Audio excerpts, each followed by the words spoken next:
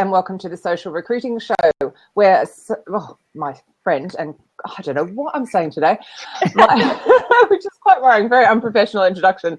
But anyway, welcome to the Social Recruiting Show with my fellow social recruiting specialist, Audra Knight, and where she and I chew the fat about all things social media recruitment and whatever else we go on to. This week, we're very excited to have Tony Melling with us, who is resourcing advisor at BLM.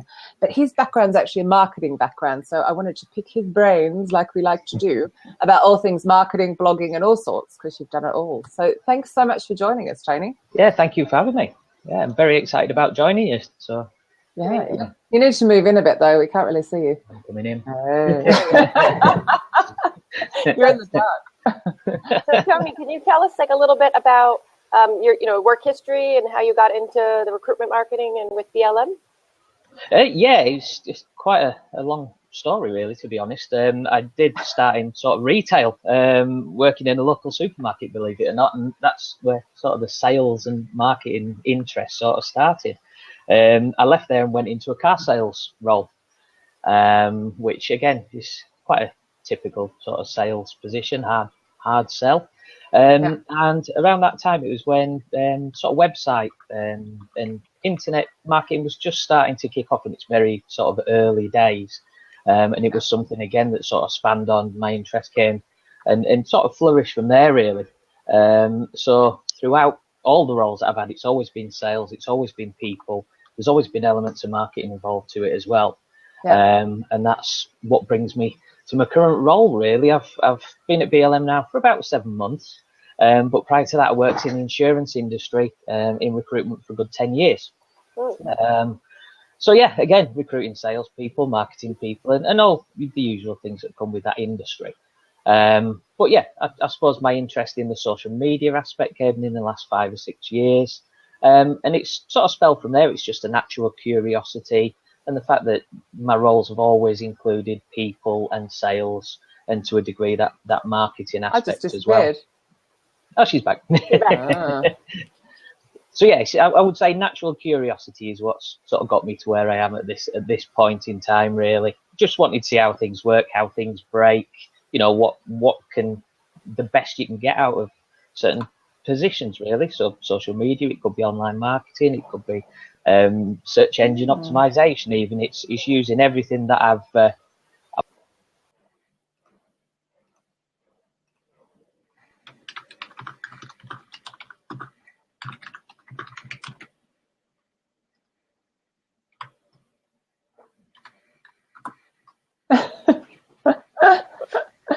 I don't know what happened. It says that you have poor internet signal, and then somehow we lost Tony. I kicked you both off because there was nothing. Oh. And I don't know if he was talking, which is even worse. But I'm back. Completely frozen. Sorry. I'm back. Frozen. I was just finishing, I think, when I lost you both. No, I lost you. Yeah, we lost Tony.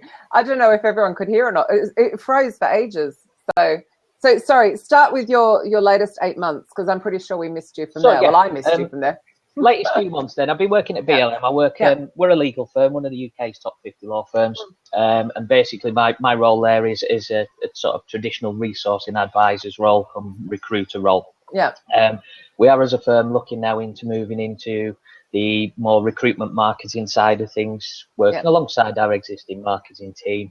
And we're just currently setting up our first social media channels for the recruitment side, whether that's for the standard roles or the graduates, which is running as a separate sort of entity at this point in time as well. Very exciting times for us. I suppose it makes sense to run the graduates quite separately, because I assume you're using different channels? We are. I mean, for some of the purposes, obviously, we'll be using very similar channels, but their audience is completely different to ours. Obviously, sort of graduate market, training contracts, the up and coming lawyers, as they will be, and apprentices as well. They're a completely different audience to the qualified lawyers that we're looking for, and also the other business functions that we recruit for as well, whether it's marketing, finance, that sort of thing. So yeah, very, very different channels. I find it quite interesting. I've noticed there's a lot of marketers that don't use social media, which kind of I find. I mean, do you? I don't know how much you can say, but when you're vetting, do you kind of go, hang on a minute, you're only on LinkedIn, you haven't strayed across to Twitter, for example. Does that ever concern you, or do you just go? Not really, to a degree. It's not something we've ever used to really sift candidates or to get an impression of. I suppose their work will speak for itself, especially in marketing functions. You would expect that when you see their portfolio of work that it would include that anyway. So even if they don't use it for sort of personal purposes, they may well be using it in their sort of roles at this time or previously anyway. Some people do keep it a little bit private like that. Actually, I was having that exact conversation yesterday about Facebook. So it'd be interesting to hear your thoughts about that, because particularly with I know you're not doing that graduate recruitment so much, but obviously that's the space that they're in. Yeah. But he was just saying, no, we very much, my Facebook is my personal space. And I was just like, mine is so mucked up with business, and all my non-recruitment friends talk business. Yeah, it does happen. That I suppose it may be wise in their way to keep things separate. But then again, you're never far away from Facebook. Most people are logged into it all day long. They're never above 10 foot away from the phone. So ultimately, it probably will encroach anyway. And it's a case of, have they got their settings set up right to keep that personal stuff private? Because ultimately, everybody needs to use them anyway for one purpose. Yeah. Have you approached any candidates via the old link? Facebook, yes, quite a few. Tell me more. In the last role specifically, we were using Facebook quite a lot for finding the candidates and approaching them. It was quite a good channel for us, to be perfectly honest, especially with more sort of entry level roles. Your retail sales roles, that sort of thing. I wouldn't fancy looking for directors of businesses or chief execs on Facebook, but then again, if they're there and they're using it, why not? So, why not? Yeah. I think the changes that are coming with Facebook as well, it's going to be so much easier to get in touch with people. It's quite exciting. Definitely. How do you reach out to them? Do you just sort of send them a Facebook message, or do you reach out to them somewhere else? Could be Facebook messaging. A lot of the time we used to use sort of sponsored advertising to that specific target audience as well. The paid for approach was always the way you had to go. With the new changes, obviously that's going to change that slightly. Might open it up a little bit more for the marketers and for the recruiters out there as well. Hopefully it doesn't get abused, as we find on LinkedIn. That's it. I guess the only thing is that there's no way to do a mass search to send a mass mail on Facebook. It has to be one-to-one. But it's very much about the first few lines of whatever that message is. People aren't going to open them anyway. So hopefully, as you say, it won't be abused. But I think it's really cool because you can now search the 2 trillion public posts as well. So you can get people that are talking around a conversation and things like that, rather than having to pay. But of course, we know that that's where they make their money now. So as well. Absolutely. Yeah. It's definitely their business model, isn't it? Making money from wherever they can like that. Yeah. So obviously, I've seen lots of your blog posts when you were blogging. I think you've gone on a hiatus. I've gone a bit like quiet. I have. Yeah, I've done that. I had 5 months off. I was ran out of time. It's shocking. But why did you start blogging, and what did you hope to achieve, and what was it? I don't know. Just spill the beans. I suppose initially it was making noise. It was purely sort of a personal branding approach when I first started. It was really just trying to test the waters out, see if you can do anything with it. And really just looking at another channel. Every new channel that comes out, I will have a play around with it. If it doesn't show any interest, or I have no interest in it, then I'll just get rid of it. There's too many toys to play with sometimes. And you can, end up in an awful situation where you're using 40 or 50 channels for no purpose, really. This is my favourite. I love this. This is the first time I've used it, but it's good, I must admit. It was good until we had our little moment there. We've not had a little moment, have we, Audra? So it's like I'm sitting here going, oh shit, I'm in control. Uh-oh. What do I do here? Which is quite funny. But it's the first time we've actually had a glitch with it, which is cool. But I love what you can do with it, which I think is where I think it's so useful for recruitment. Yeah, definitely. So have you got... I have a question. You mentioned that you partner with your marketing team. I think you said that. Yes. Which I think is brilliant, and more people will need to do, like HR and marketing. So have you found that pretty easy and successful, or was it a bit of a struggle to get them on board? Yeah, it's a learning curve. It's like any change, especially in a firm that's 200 years old. There's always going to be obstacles and sort of mindsets that need to be changed. But so far, touch wood, it has been an easy process. Our chief executive, or senior partner, as we call them in the legal industry, has bought into it, and he's very much looking forward to what we can do with in partnership with the other departments as well. The recruitment marketing's not a one-person job in one part of the firm. It needs to be like your employer branding exercises. It needs to be across the whole of the firm. And obviously for that you need the buy-in, and you need to be able to sort of transform minds at times to get where you need to be. It's interesting. I was speaking to another trainer this morning on exactly that topic, but on a very fundamental level, like just the fact that even though you are CEO of the company, you are going to be looked up. Yeah. So having an out-of-date LinkedIn profile is just kind of daft when you're going to be looked at. And that is such a simple way to do employer branding. It doesn't even need to be complicated. Yeah. Kasia has a really cool question for you over there. Would you try Snapchat?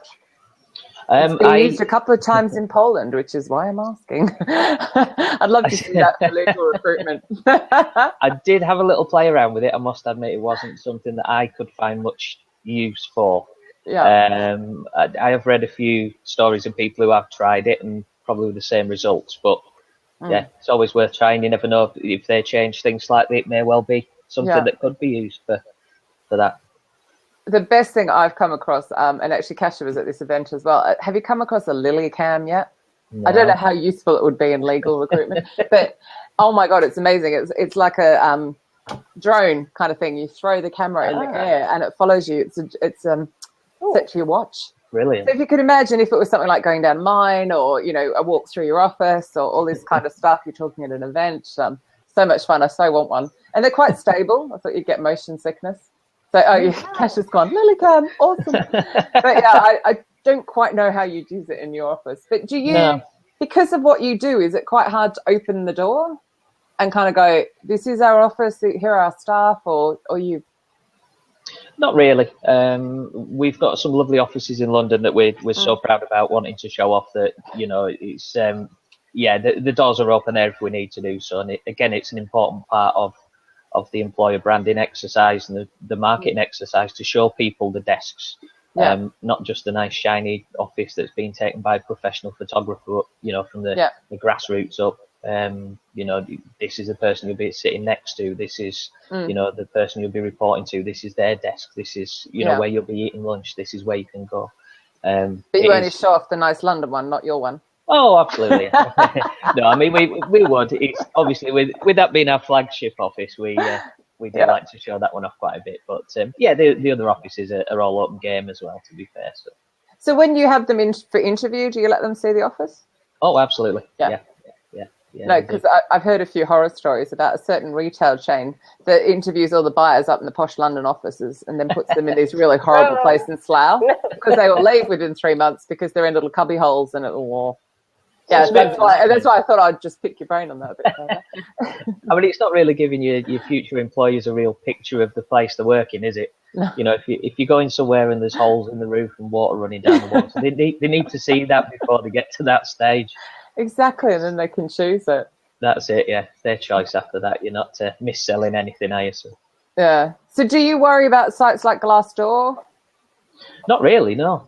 It's always been good to us so far. Again, touch wood. And the last place of work exactly the same. I think again, getting a real picture of what your employees are saying about the place is quite important. And it's something that we are starting to measure, and our operations board are interested in seeing the feedback we're getting on there as well. And obviously that means we can change processes, whether it's recruitment, whether it's onboarding. Whether it's things like rewards and benefits, all that's an important part of the overall picture that we need to show and get feedback on. So you're looking at it quite positively by the sounds of it? Yeah, very much so.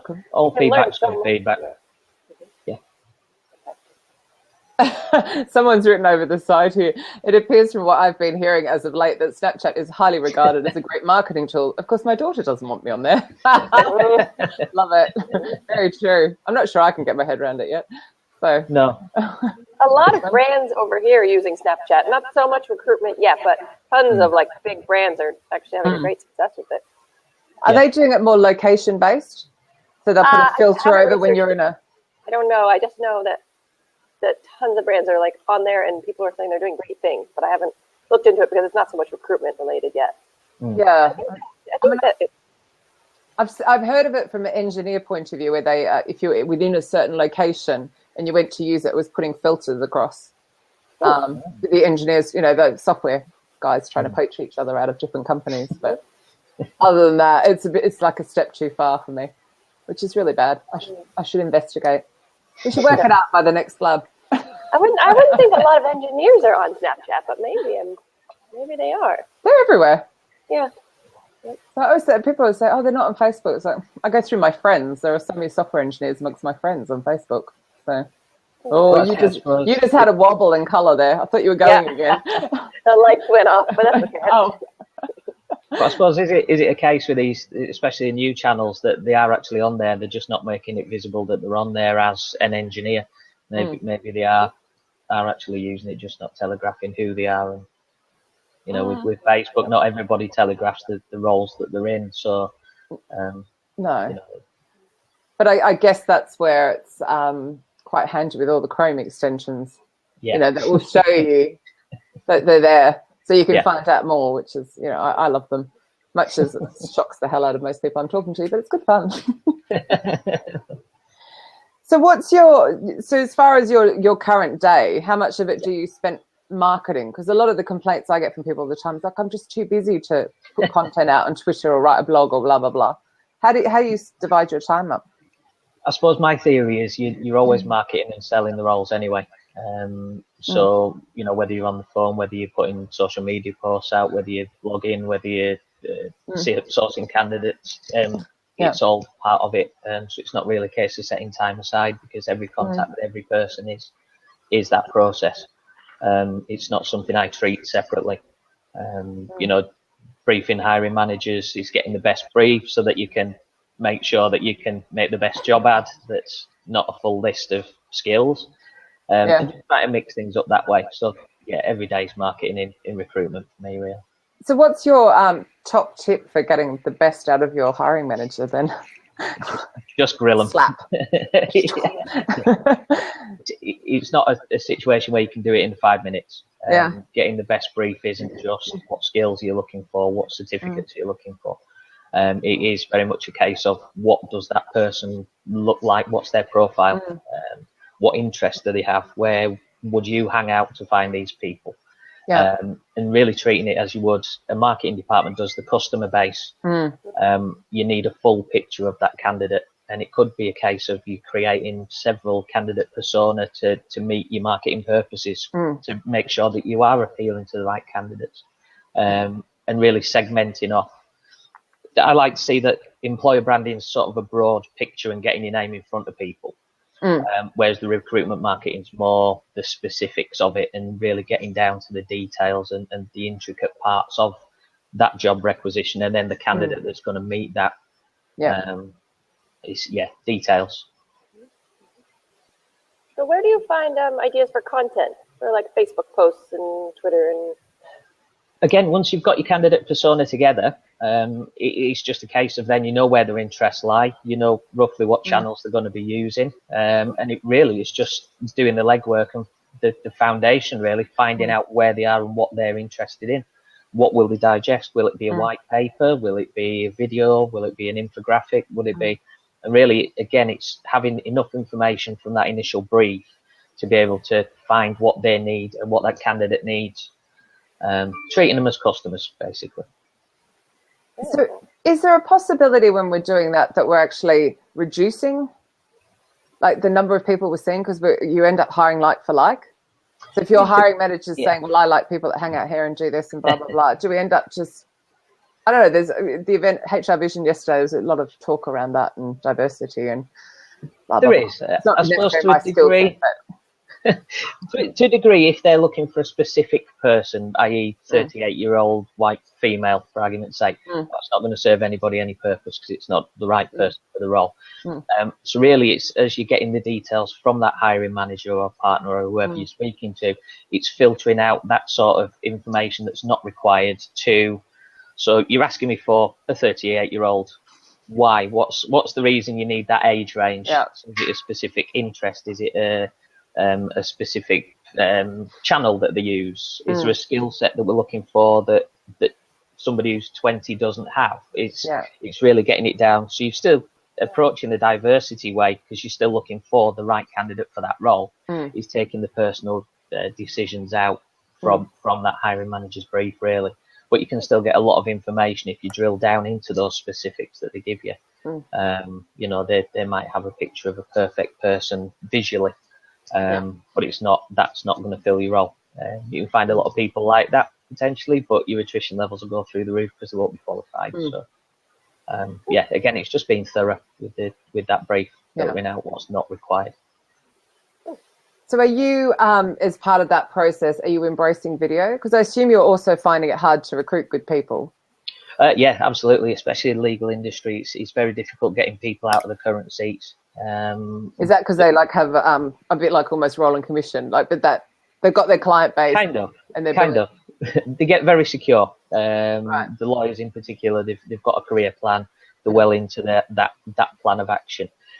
If they were to stay in that practice area that they've specialised in for 5 or 10 years, there's no way they're going to look at a different practice area and do everything again. Right. Especially the city firms offer very similar packages, so the competition there's no one specific firm stands out, so you have to offer the differences rather than sort of going through the same things that everybody else is. Every company you look at is people focused. They're all, you know, we take our people first. Everybody knows that is what differentiates you from the others. Well, I guess it's like that thing where people can write, oh, I'm a passionate person, or they can actually just use their wording and say, oh, I love doing this and I love doing that. I guess it's that actually, you know, genuinely showing it.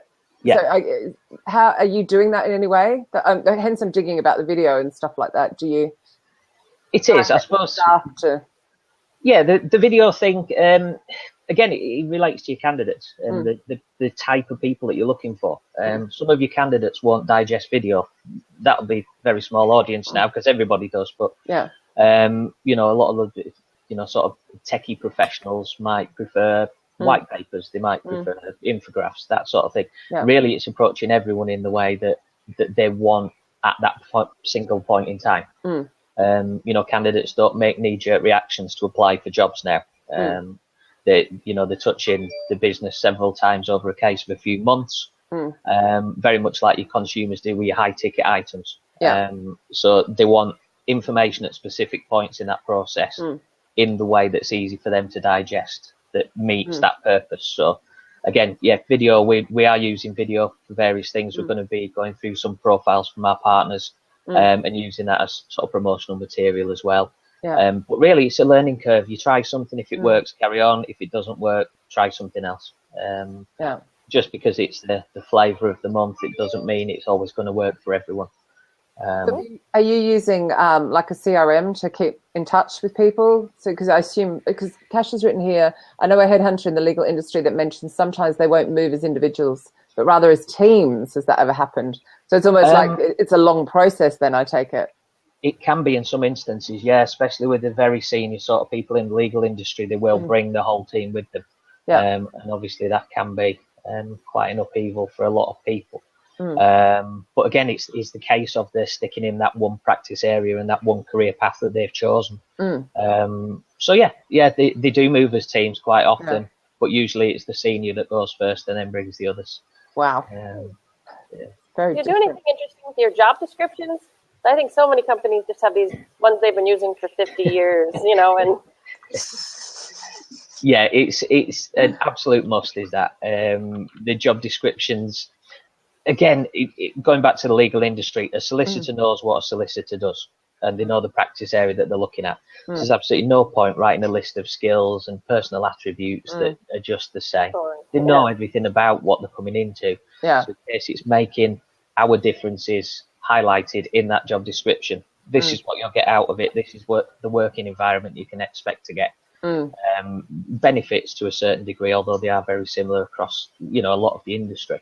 It's just making your differences highlighted in that job description rather than just saying we are looking for a solicitor that does this. You know, a lot of industries are the same with that. Software engineers know what they're going into.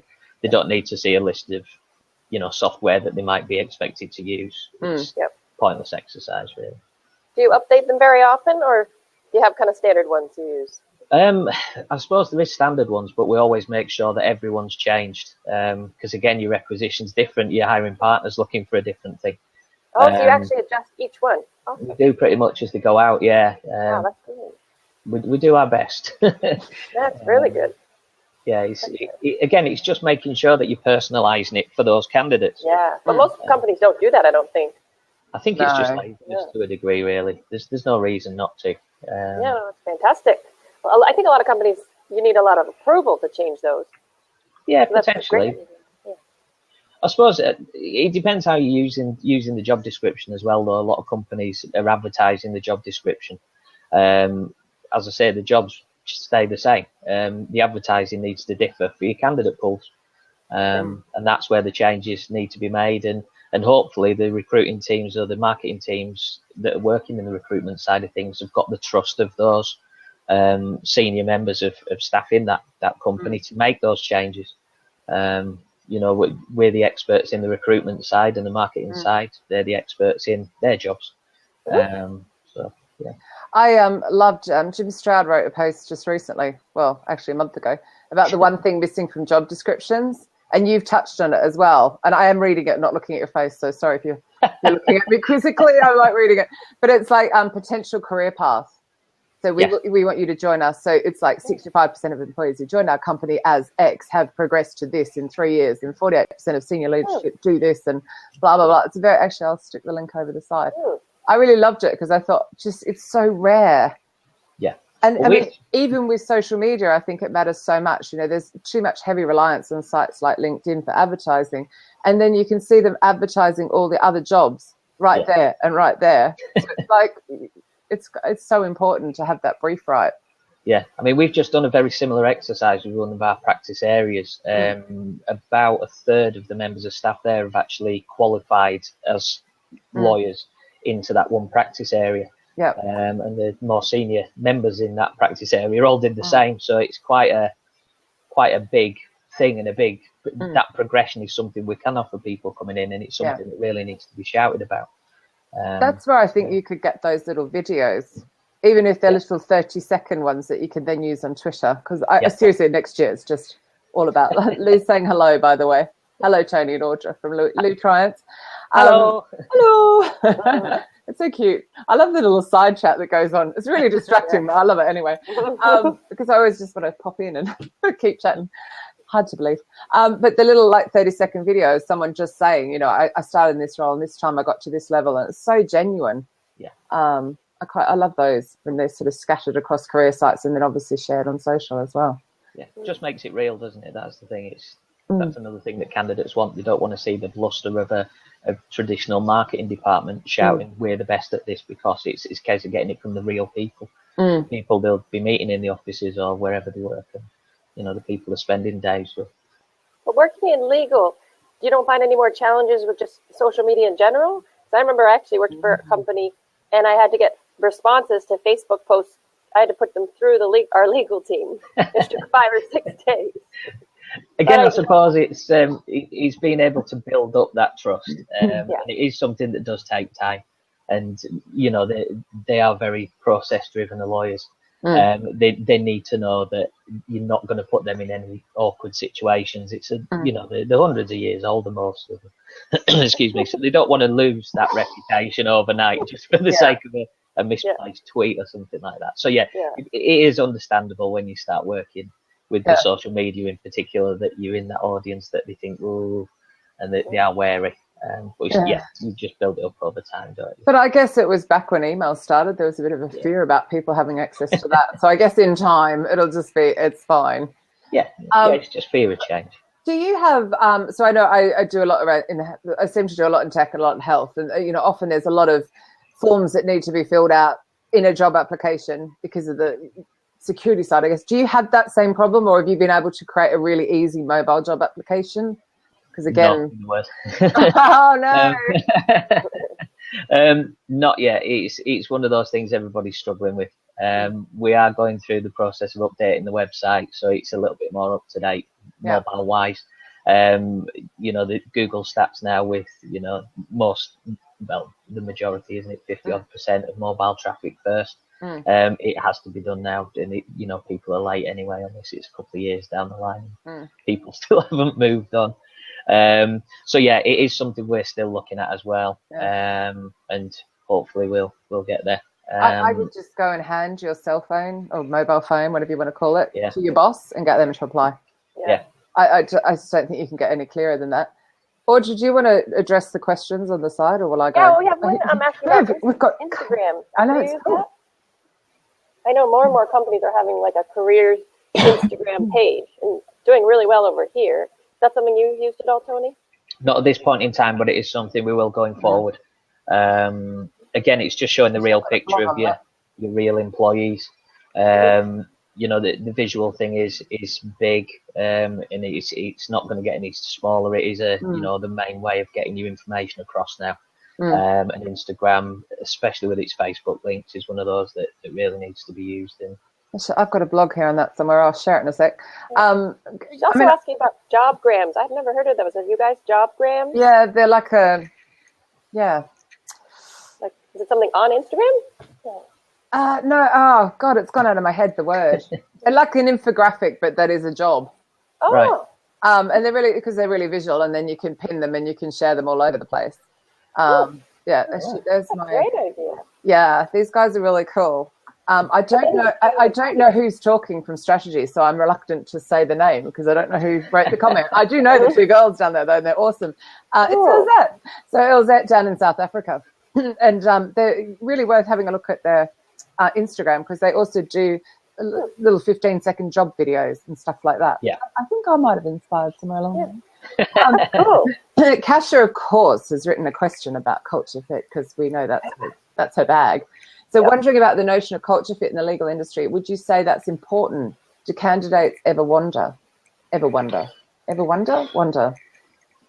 suppose there did used to be a sort of traditional approach where it was seen as a club, and people followed other people, around, and the culture was a contributor there, but not really anymore. It is a case of people have their own individual sort of career ideas now, career plans, and they do stick to them quite rigidly. I don't know whether that's something that's brought into, especially the more junior lawyers as they go through their training, through the degrees that they're going through. But they are very well sort of defined career paths. They know exactly where they're going to be in X amount of years and what they're going to be doing. It's nice to work with candidates that are focused like that. It's not an industry you really fall into. You have to make a conscious effort to become qualified. A lot of study, isn't it? Like recruitment. Yeah. Interesting. I'll want to pick your brain about it at some point. Oh, Tony, your brain's going to get picked again. Bless her. I was going to ask as well, do you get a natural drop-off with women then? One of the presentations yesterday was from Adidas, and he was talking about they have they start you at the bottom, it's 50-50, but as you get up, distinct drop-off. Oh, absolutely not. I think we're 67% female. Wow. Wow. So yeah, we're particularly strong as a firm with the female side of the legal industry. Again, another thing that we're quite proud of. Yeah. I think that is. Do you do flexible hours, or are you just lovely? Well, yes, of course. We are flexible. But again, I suppose it's just a case of that's how the firm works. We offer the best candidate the role, and whether that's male or female doesn't really matter. Obviously, we maybe speak to more, women lawyers that fit the purpose better. I don't know. Interesting. But yeah. They were talking about Textio again yesterday. I completely blanked on who it was. It'd be under the HR Vision 15 hashtag of my feed though. But they were saying, so you probably want to flip it around, take it the other way, but they swayed their advertising to the feminine, and they increased the female applications from 34% to 42% in just 3 months, just by doing that, which was really quite powerful. Maybe you need to make yours more masculine. But you probably don't care if it's the right person rather than what their gender is. That's it at the end of the day. Yeah, which is it's actually quite cool. Yeah. So I wonder what Kasia wants. Ask a question, Kasia, if you've got a question. I want to know what she wants. Has anyone else got questions? We've got lots of people who are listening in live. They're just not chatting. So do you do all the content yourself, or does the whole team share, like who posts to what and where, and how does that work? It's a whole team thing. It's not something one person could do. It'd take all your time up. I did try and do that previously, and it really is a full-time job. Stephen going, come on, Cash, ask a question. Maybe she's gone off and got a cup of tea. She's on the low. Stephen could ask a question. Oh, here we go. It's just that it's more traditional in terms of culture, according to research I read, more centered around people rather than tasks. Yeah, I suppose to a degree. I'm not sure what my questions are yet. Love it. It's so cute. I mean, it is. Yeah, I mean, the legal industry is a people industry. But yeah, there's still, you know, they get to know each other, whether the claimant side, defendant side, and you know, it is a close knit community, but it doesn't mean that you can't come into that community. It's not like the old boys club as it may be used to have been. Well, certainly not in your firm. No. Definitely not. Have you got a question, Audra? No. I feel like I'm asking too many. So what about my... Actually, I'm not sure it's still my favourite, but what about Twitter? Do you try and do much on there? I mean, even from like the professional services side of your business as well. Yeah, from the sort of client services and that side of it, they use Twitter quite a lot. I'm not 100% sure yet how effective it'll be for the recruitment function. For us, it can be difficult getting lawyers talking in public. Oh, which is fair. Yeah. So private messaging, yeah, direct messaging, yeah, but getting them to interact on a feed could be difficult. But we will give it a go. We'll see what happens. So what about your previous industry then with insurance? Sorry, Audra, I just cut you off again. I do it all the time, bless her. But your previous industry with insurance, was it a bit easier then, I guess? Oh, absolutely. They'd chat all day long.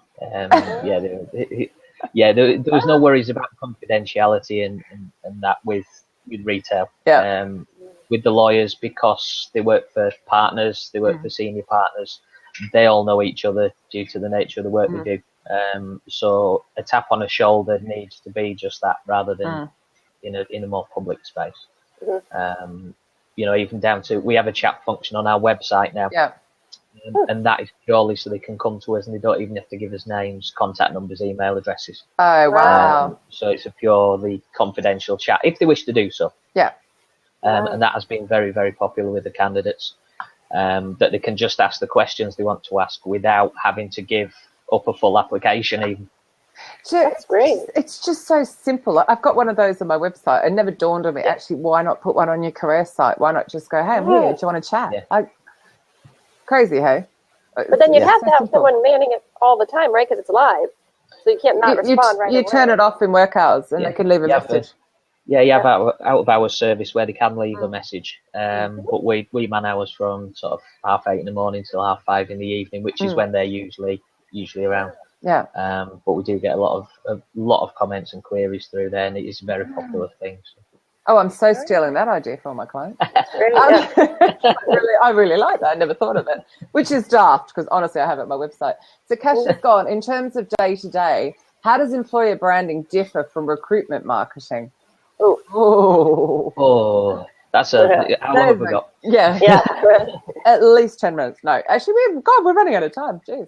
Go for it. Okay, well, for me, employer branding is more a case of getting your culture and your logo and your company name in front of an audience. Recruitment marketing is more focused, targeted, specific to segments of that larger audience. Right. That's how I see it. Obviously, any recruitment marketing, any content, anything that you're creating yourselves has an element of that brand in it, and it has to do. But the employer brand is the larger story. Larger picture. For me, anyway, that's how I see it.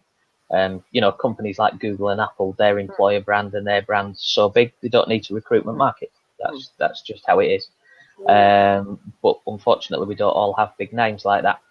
So we have to do a little bit of groundwork underneath the employer brand, because people don't necessarily know it. Yeah. But I think it comes back to it's very people to people as well. Yeah. Like I always get amazed that, you know, you send me a message on LinkedIn from your personal profile about a job, but then people go over to Twitter and think, well, it's okay to be the company and to try and engage with people as a company. It's like, yeah, but you're not going to talk to someone about a job and career to a logo. You don't know who you're talking to. Exactly. Like that trust thing you were talking about. Yeah, it is. Who's the person you're talking to? Yeah. Oh, God, more questions. They're flying in. There we go. Do you want to hit Well, while you're looking at those, I kind of think recruitment marketing is like the tool you use to promote your employer brand, sort of. Yeah, it is. It's the nitty-gritty behind it.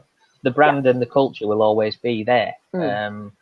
People need to know about it. And that's where the marketing bit comes. Yeah, I think the answer to your question, Kasia, is yes, which is so if you're launching that from scratch, do you start with recruitment marketing activities and wait until that gets your brand out there? Yeah, well, it makes sense, doesn't it? Yeah, they need to work hand in hand, so yeah. You have to use one with the other. This is also exactly. Works so well together. A job ad works loads better when using an employer value proposition. Definitely, yeah, definitely. I can't believe how fast the time goes when we're on these. So 4 minutes left. How'd that happen? Last time I looked, it was at 10 past. Do you guys have an EVP? And do you really promote it on the social channels? We don't have an official one yet because we're working on it. But it's something you really need in place. And again, it's something that you can't just do as one function. You know, your marketing department can't come up with it. Your recruitment function can't come up with it. That has to come again from the top down. And make sure that everyone's input is included. Although it might only be a couple of sentences, there's an awful lot of importance in those couple of sentences in case. So, do you find that most companies have real genuine ones, or a lot of companies have ones that are just what they've made up and isn't really doesn't really match what people think? Sometimes you do look at them and they look very similar.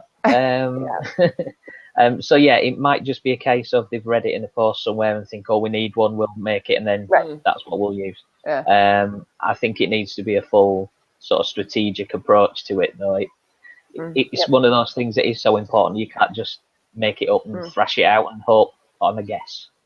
Well, also surely now in the world of social media, that if you do that, they can just go out there and say, oh, you wouldn't believe what these guys say. And the reality, I mean, a bit like the Glassdoor reviews, isn't it? It's, that's the thing. Yeah, it's harder to get away with. Yeah. Especially with Glassdoor, you won't get away with it. No.